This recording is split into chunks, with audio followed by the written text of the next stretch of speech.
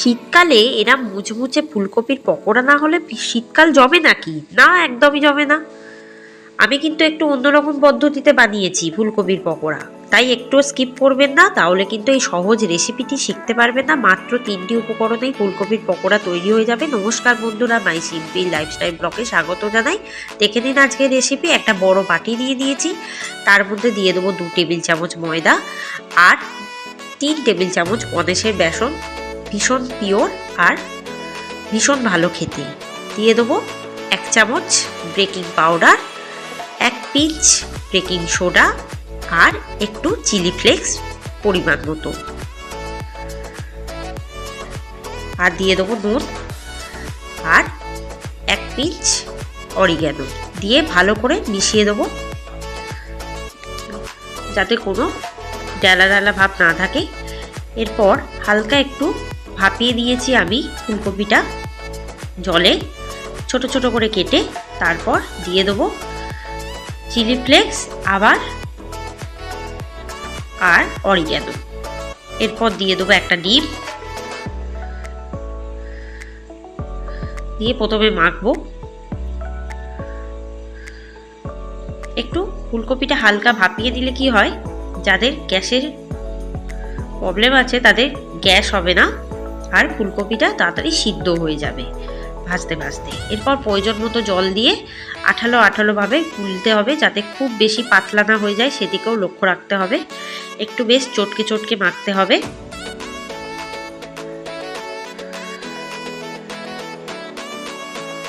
এরপর আর একটা ডিম ফাটিয়ে দিয়ে দেবো। প্রথমে একটা ডিম দিলাম, তারপর আরেকটা ডিম দেবো ভাজার ঠিক 15 মিনিট আগে। আর দিয়ে দেবো চিলি ফ্লেক্স। এটা কিন্তু মাখিয়ে 1 ঘন্টা রেখে দিতে হবে রুম টেম্পারেচারে।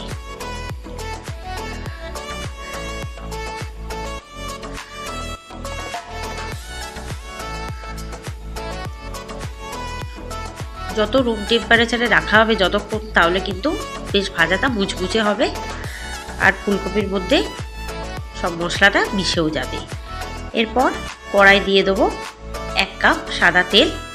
আমি হেলদি আর টেস্টি রিফাইন অয়েলটাই ইউজ করি, ভীষণ পিওর, গ্যাসেরও সম্ভাবনা থাকে না। এবার কিন্তু তেলটা ভালো মতো গরম হয়ে গেছে। এবার আমি কিন্তু ফুলকপির পকোড়া ভাজার জন্য দিয়ে দেবো কড়ার মধ্যে, আর খুব লাল লাল করে ভেজে নিতে হবে। এই ফুলকপির ব্যাটার মাখানোটাই কিন্তু মেন, তাই একটু পরিমাণ বুঝে বুঝে মাখাবে, তাহলে দেখবেন ফুলকপির পকোড়াগুলো একদম বেশ ফুলে ফুলে উঠবে আর মচমচে হবে খেতে, যেহেতু খাবার সোডা দেওয়া আছে, আর একটু অন্যরকম টেস্টও হবে।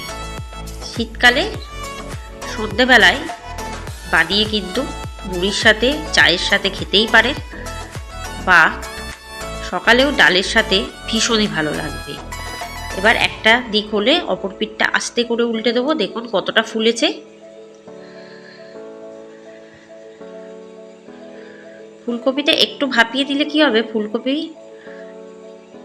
যে একটা গন্ধ থাকে সেটা চলে যাবে, প্লাস ফুলকপিগুলো কিন্তু সিদ্ধও হয়ে যাবে। আর যদি কাঁচা করেন তাতেও কোনো অসুবিধা হবে না।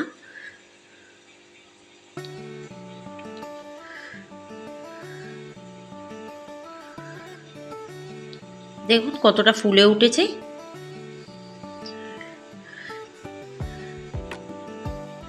এভাবে বেশ লাল লাল করে ভাজতে হবে।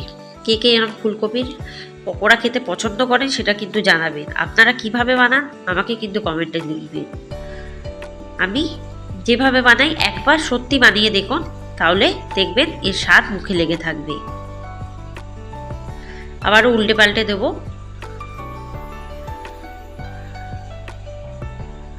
দেখুন প্রায় ভাজা হয়ে গেছে, আর একটু লাল লাল করে দেবো যাতে বেশ মুচমুচে আসে ভাবটা। এবার আমি কিন্তু তেল থেকে ঝারিয়ে ঝারিয়ে আস্তে আস্তে করে তুলে রাখবো। ব্যাস সার্ভ করে দেবো।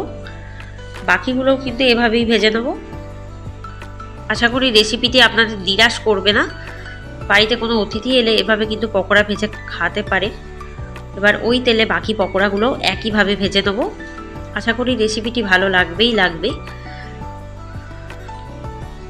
আমার চ্যানেলে কিন্তু এখনও যারা বন্ধু হননি, প্লিজ আমার চ্যানেলটিকে সাবস্ক্রাইব করে বেল আইকনে ক্লিক করে এগিয়ে নিয়ে যাবেন। আর অনেক রেসিপি নতুন আপনাদের জন্য ওয়েট করছে।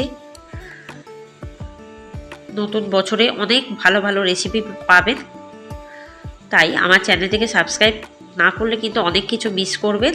আর যদি রেসিপিগুলো না দেখে থাকেন তাহলে এখনই কিন্তু আমার চ্যানেলে গিয়ে সব রেসিপিগুলো দেখে নিন। অনেক নতুন রান্না শিখে যাবেন। আরও নতুন রান্না নতুন বছরে ওয়েট করছে। ভালো থাকবেন, সুস্থ থাকবেন, সাবধানে থাকবেন, এভাবেই আমার পাশে থাকবেন। আপনাদের হাত ধরে বা আপনাদের আশীর্বাদে কিন্তু এই চ্যানেলটা অনেক দূরে এগিয়ে যাবে, এটাই আশা রাখি। এবার আস্তে করে উল্টে দেবো আবারও। দেখুন এই বড়াগুলো বা এই পকোড়াগুলো ভাজা হয়ে গেছে, বেশ ফুলে উঠেছে আর বেশ মুচমুচে হবে। যদি না বানিয়ে খান তাহলে কিন্তু এর টেস্ট বুঝতে পারবেন না। ধন্যবাদ।